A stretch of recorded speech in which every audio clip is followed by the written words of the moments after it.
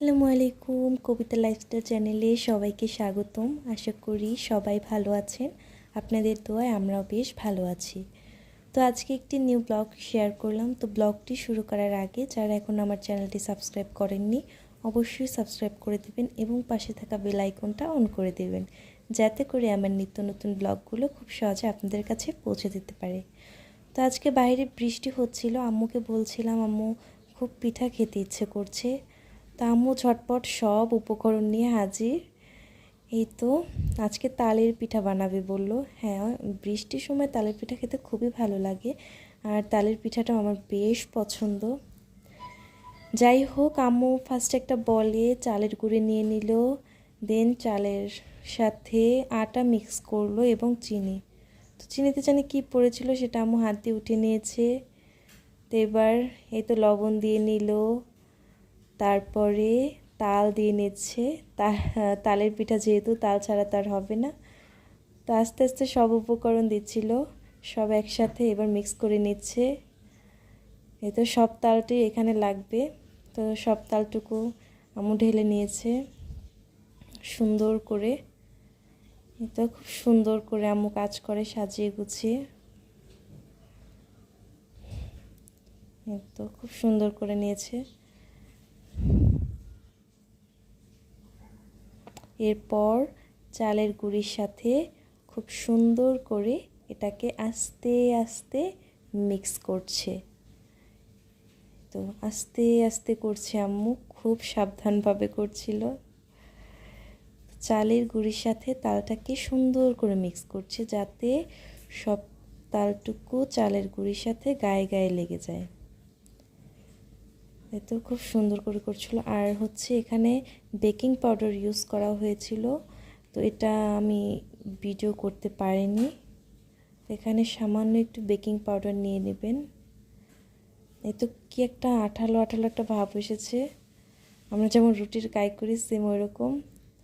তো এবার আম্মু আবার কী করলো, এখানে দুধ ইউজ করলো, অল্প অল্প করে করছে। তো এখানে আপনারা চাইলে পানিও ইউজ করতে পারবেন, এটা অপশনাল। তো দুধটা ইউজ করলে নাকি খুব ভালো লাগে খেতে, আম্মুকে জিজ্ঞেস করেছিলাম। তো খুব সুন্দর করে আস্তে আস্তে আম্মু এখানে দুধ ইউজ করছে। একেবারেই কেউ ইউজ করবেন না দুধটা, তাহলে ডোটা পাতলা হয়ে যাওয়ার সম্ভাবনা থাকে। তাই আস্তে আস্তে সব উপকরণ ইউজ করবেন। তো এরপরে দুধটা দিয়ে ভালো করে আম্মু মিক্স করে নিচ্ছিল। আবার এটা যত বেশি সুন্দর করে মাখা হবে তত সুন্দর পিঠাটা দেখতেও ভালো লাগবে এবং ভাজতেও খুব সুন্দর একটা কালার আসবে, দেন ফুলবে। তো এই তো বললাম আম্মু আস্তে আস্তে সব উপকরণ দিচ্ছিল। তো চিনি আগে একবার ফার্স্টে দিয়েছিল, তো আবার লাগবে, তো আবার দিয়ে নিয়েছে।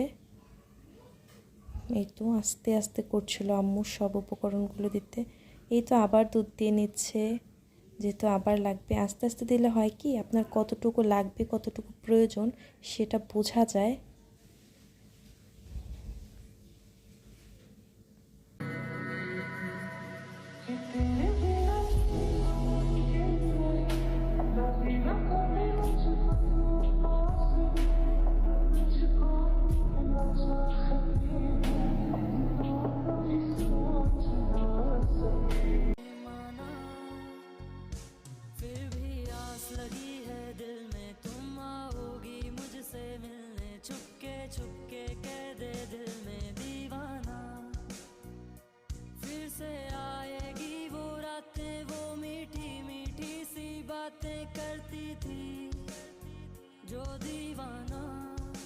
তো আম্মুর মিক্স করা শেষ। দেন আম্মু সুন্দর করে চারোদিক দিক থেকে এবার এটাকে সুন্দর করে মাঝখানে নিয়ে এসে একবার সমান করে নিল। তো এটাকে এখন ঢেকে রাখবে আধা ঘন্টা, তাহলে এটা ফুলবে, যেহেতু বেকিং পাউডার ইউজ করা হয়েছে। এই তো খুব সুন্দর করে আম্মু এটাকে সমান করছে।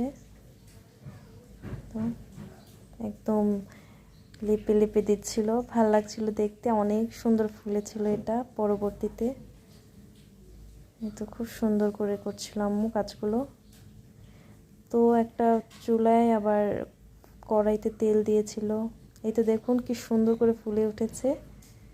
এরপর ওইটা এনে তেলের ভিতরে সুন্দর করে ছোট ছোট ছোট ছোট করে কিউব কিউব করে ওগুলো দিচ্ছিল, দেখতেও খুব সুন্দর লাগছিল। আর চুলার আঁচটা একটু মিডিয়াম সাইজে রাখবে, এটা বেশি হাইটে দেবেন না, তাহলে কালার চলে আসবে তাড়াতাড়ি আর ভিতরে কাঁচা কাঁচা থাকবে। তো অল্প আছে এটাকে ভাজতে হবে। তো বড়ার মতো সুন্দর করে দিচ্ছিল আম্মু, দেখতেও খুব ভালো লাগছিল। ছোট ছোট অনেকগুলো দেওয়া যায় একসাথে, খুব সুন্দর করে আম্মু দিয়েছিল। এই তো দেওয়া শেষ। দেন আস্তে আস্তে এটা ফুলে উঠছিল, সুন্দর একটা কালারও চলে আসছিল, একটু লাল লাল লাল লাল কালার চলে আসছিল। এই তো ভাজা শেষ। এবার আমি আস্তে করে তেল ঝারিয়ে এটাকে উঠিয়ে নেব। তো অনেকগুলো পিঠা হয়েছিল, সুন্দর করে তেল ঝারিয়ে এটাকে উঠিয়ে নিচ্ছি। তো এই তো পিঠার লাস্ট লুক, খুব সুন্দর হয়েছিল কালারটা। এই তো সবাই ভালো থাকবেন, আল্লাহ হাফেজ।